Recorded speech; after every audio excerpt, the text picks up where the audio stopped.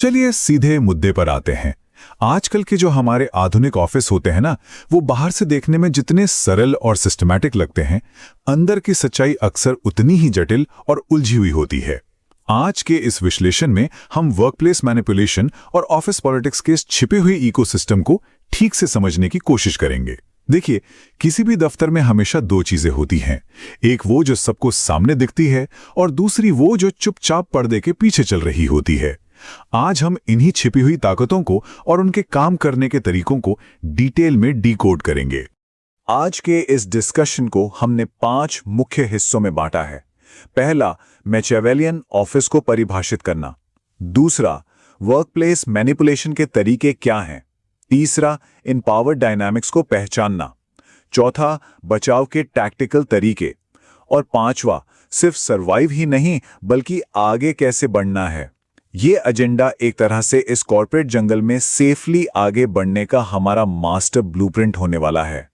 तो शुरुआत करते हैं पहले हिस्से से, जहां हम समझेंगे कि आखिर एक मैकियावेलियन ऑफिस के ठीक मायने क्या होते हैं।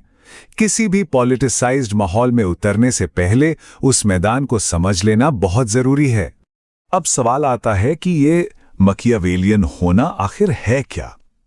असल में इसका सीधा सा मतलब है चालाकी, साजिश और अनैतिक व्यवहार, खासकर जब बात अपने करियर को आगे बढ़ाने की हो। बहुत बार लोग इस तरीके के बर्ताव को थोड़ा सा ट्विस्ट करके सिर्फ एम्बिशन या महत्वाकांक्षा का नाम दे देते हैं।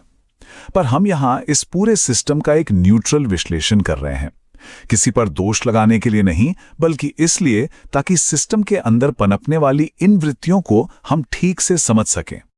देखिए, किसी भी संस्था में हमेशा दो अलग अलग दुनिया पैरेलल चल रही होती हैं। एक तरफ है हमारा ओवर्ट मैनेजमेंट, इसमें आधिकारिक नीतियां और वो पारदर्शी हायरार्की आती है जो उन एचआर हैंडबुक्स में साफ साफ लिखी होती हैं। पर दूसरी तरफ एक कोवर्ट पॉलिटिक्स की दुनिया होती है, जिसमें छिपे हुए एजेंडे और अनौपचारिक शक्ति संरचनाएं होती हैं। समझने वाली बात यह है कि ऑफिशियल नियम तो केवल एक ढांचा है, लेकिन सच्चाई यह है कि असली निर्णय अक्सर इन्हीं कोवर्ट स्ट्रक्चर्स के माध्यम से लिए जाते हैं। आगे बढ़ते हैं अपने दूसरे सेक्शन की तरफ, मैकेनिक्स ऑफ वर्कप्लेस मैनिपुलेशन। ध्यान रखने वाली बात यह है कि मैनिपुलेशन कभी हवा में नहीं होता, इसके ठोस और पकड़े जाने वाले तरीके होते हैं। इन खतरों को हम कुछ अलग अलग कैटेगरीज में बांट सकते हैं। पहला है इंफॉर्मेशन होर्डिंग, यानी किसी जरूरी जानकारी को जानबूझकर अपने तक रखना और छुपाना, जैसे किसी बहुत अहम ईमेल चेन से जरूरी लोगों का नाम निकाल देना। फिर आता है क्रेडिट थेफ्ट, जहां कोई और व्यक्ति पूरी टीम की मेहनत का क्रेडिट आसानी से अपने नाम कर लेता है। और तीसरा है स्ट्रेटेजिक सैबोटाज, जहां किसी प्रोजेक्ट को अंदर ही अंदर नुकसान पहुंचाई जाती है ताकि कोई दूसरा विफल हो जाए। जब हम इनको सिस्टमैटिकली पहचानना सीख लेते हैं, तब हम बिना इमोशनल हुए इनका ठीक से सामना कर सकते हैं। यहां पर एक बहुत बड़ी सच्चाई उभर कर आती है। वर्कप्लेस मैनिपुलेशन और ऑफिस पॉलिटिक्स, ये कोई ऐसी घटनाएं नहीं हैं जो गलती से या कभी कभार हो जाती हैं। ये किसी भी संस्था की बिल्कुल बुनियादी ताकतें होती हैं। इन्हें इग्नोर कर देना सच में कोई विकल्प ही नहीं है।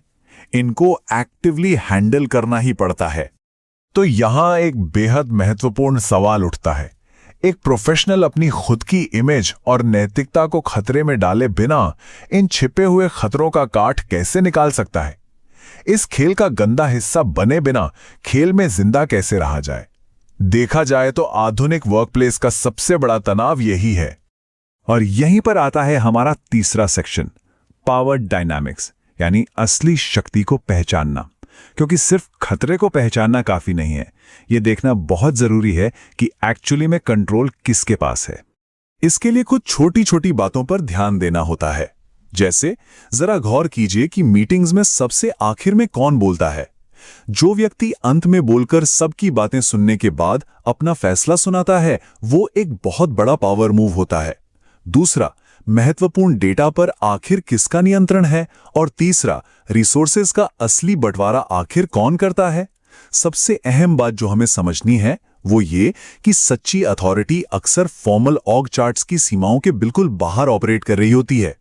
अब आते हैं अपने चौथे सेक्शन पर, टैक्टिकल नेविगेशन स्ट्रैटेजीज। माहौल को ठीक से समझ लेने के बाद अब हमें जरूरत है बचाव की एक सटीक प्लेबुक की। ये टैक्टिकल प्लेबुक मुख्य रूप से 4 कदमों पर चलती है। कदम 1, निष्पक्ष रूप से ऑब्जर्व करना, यानी बिना किसी बायस के स्थिति को वैसा ही देखना जैसी वह असल में है। कदम 2, बातचीत और घटनाओं का ठीक से रिकॉर्ड रखना, क्योंकि मेमोरी भूल सकती है पर डॉक्यूमेंट्स धोखा नहीं देते। कदम 3, ऐसे न्यूट्रल गठबंधन बनाना जो किसी गुटबाजी का हिस्सा ना हो। और आखिरी कदम, एक इमोशनल डिस्टेंस बनाए रखना। मैनिपुलेटर्स अक्सर गुस्से या फ्रस्ट्रेशन का फायदा उठाते हैं, इसलिए अंदर से शांत बने रहना ही सबसे बड़ा हथियार है। अंत में हम आते हैं अपने 5वें और आखिरी सेक्शन पर, सर्वाइविंग और एडवांसिंग। आखिर इन सारी स्ट्रैटेजीज को लागू करने का एंड गोल क्या है?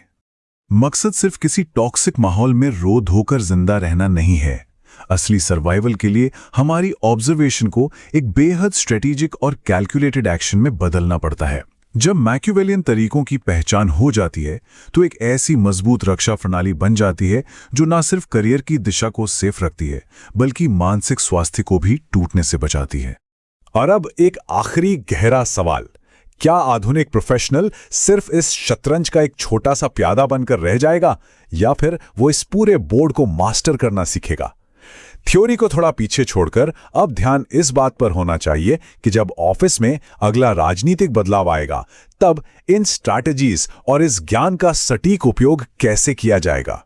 क्योंकि देखिए, सत्ता के इस खेल को ठीक से समझना ही इसमें विजयी होने का सबसे पहला कदम है।